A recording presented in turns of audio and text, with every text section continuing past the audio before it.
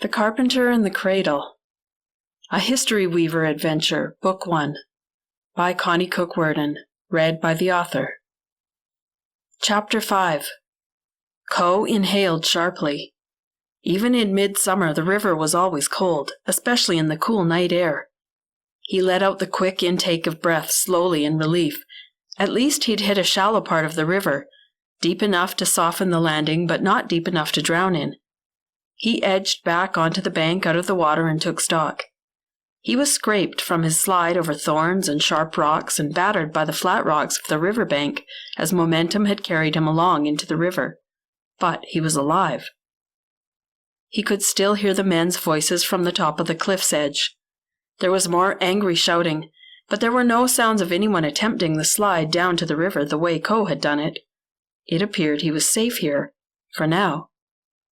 But where was here, and what next? He was starting to feel desperate to have the use of his hands again. The discomfort of having them behind his back became the most pressing issue. Of all the sharp rocks that lacerated his skin on his slide down the hill, was there none nearby to use to saw through the cords around his wrists? A brief exploration of the terrain where he was sitting revealed only smooth, flat river rocks and a mixture of sand and dirt. As Coe inched his way around his surroundings, scooting around in a sitting position, groping on the ground, and in his mind for any helpful ideas, he failed to keep a watchful eye out for danger from all directions. Strong, dry, calloused hands suddenly had his arms in their grip, and a chortle in his ear told him that he'd been falsely confident in the sounds of the men's voices from the top of the bank. There must have been a trail nearby on a more gradual slope down to the river that one of the men had crept down unaided by any light other than the light from the moon. Coe wriggled with all his might, but the hands were calloused for a reason. They were working hands, and Coe's strength was no match for theirs. The owner of the hands began shouting up to the other men at the top, and before long several others had made an appearance, rushing in from the direction where Coe supposed the trail must come out. He was soon being carried helplessly along on the shoulders of 4 of the men as they ascended the steep trail. Their labored breathing told him he was no easy burden on the uphill climb. He had a thought of trying to jerk loose from their grip as they struggled up the side of the bank, concentrating to keep their footing. But then what? They'd only stop to pick him up and keep going. Coe let his body go slack in resignation as the trek continued. The men rejoined the group waiting for them on the top with shouts and laughter at the sight of their recaptured prey, and together the men carried on swiftly, following along the side of the low ravine with the river at the bottom. Coe was passed to another set of 4 men, and his spirits sank as his body was hoisted high on their shoulders in triumph. June looked at July for the space of a few seconds, gauging how much July would have witnessed and wondering how much to say. Was the lying about to start? It wouldn't be very believable to say she'd just gotten up to use the bathroom, would it? Not likely if July had been awake for any of the digging in the closet or the emptying of the candy drawer. July crossed her arms over her chest and waited, head tilted to one side. June couldn't fully see her face, but she could imagine the pursed-lipped, squint-eyed expression her twin would be wearing. She definitely knew something was up.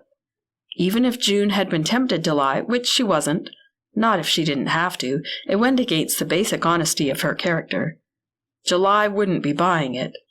It looked like the only recourse June had was to tell the truth, the full truth, and nothing but the truth. But maybe it wasn't betraying Georgie's trust if she only told July. What was the difference, anyway, between June knowing and July knowing? They were just 2 teenage girls, after all, and neither one would call the authorities on Georgie.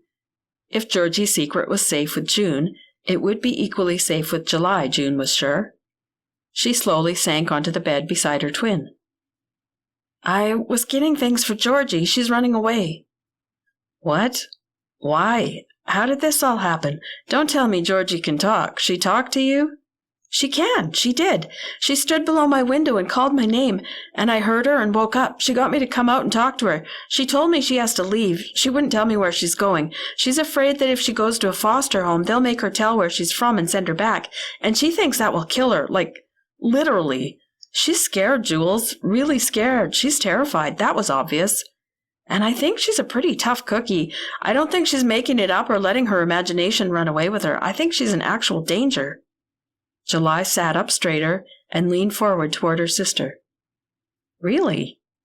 June could tell from her tone that her eyes had taken on that gleam they got when she was very interested, fully absorbed even, in what someone was saying. "June," July poked her in the leg. "Do you think the whole thing was intentional? Georgie's accident, I mean. What if they actually meant to kill her? Do you think that's why she can't go back home, wherever that is, because that's who's trying to kill her?" June considered in silence. A chill grabbed her by the neck and gave her a choking sensation for a moment or two. Finally, June said, "Didn't Lady Cromarty say that she thought she heard the car speeding up, not slowing down? And certainly not jamming on the brakes, right before she heard Georgie get hit." "Yeah, I've heard her say that," July agreed, nodding rapidly. She suddenly sprang out of bed, almost toppling June. "Why did Georgie come find you tonight?" "I've agreed to help her. I'm supposed to bring her food and things once a week. We can communicate by note if we need to. And you can help me, too. I was wondering how I was going to manage all that on my own, getting food and all the rest." "How is this supposed to work? Where are you supposed to leave the things?" "Back in our old treehouse." "She's not hiding out in that old wreck, is she?" "She might be in more danger than she knows if she tries climbing into that old thing," July cracked. "No, we're just using it as our drop-off spot." "But if you're bringing her food and she's collecting it every week, it shows that she's staying around here somewhere," July said. She collapsed back onto her bed and pulled her feet into a cross-legged position, resting her chin in her hands, elbows propped on her legs. "I know where she's going," she announced suddenly. "It's gotta be." "Where?" June asked. Once again she had reason to be impressed by her sister's quicker thought processes. July may have been the dyslexic one, but when it came to grasping things that didn't involve reading, she was usually in ahead of June. "The old cherry barn. It's the only place that makes sense." June considered the idea for a moment. "I bet you're right," she said slowly. "Maybe that's what she was doing when she'd go out for all those long times, even when she was on crutches. She was probably checking out the neighborhood, looking for somewhere else to hide out. She knew she wouldn't be able to stay with Lady Cromarty for long. I can't think of anywhere other than the old cherry barn."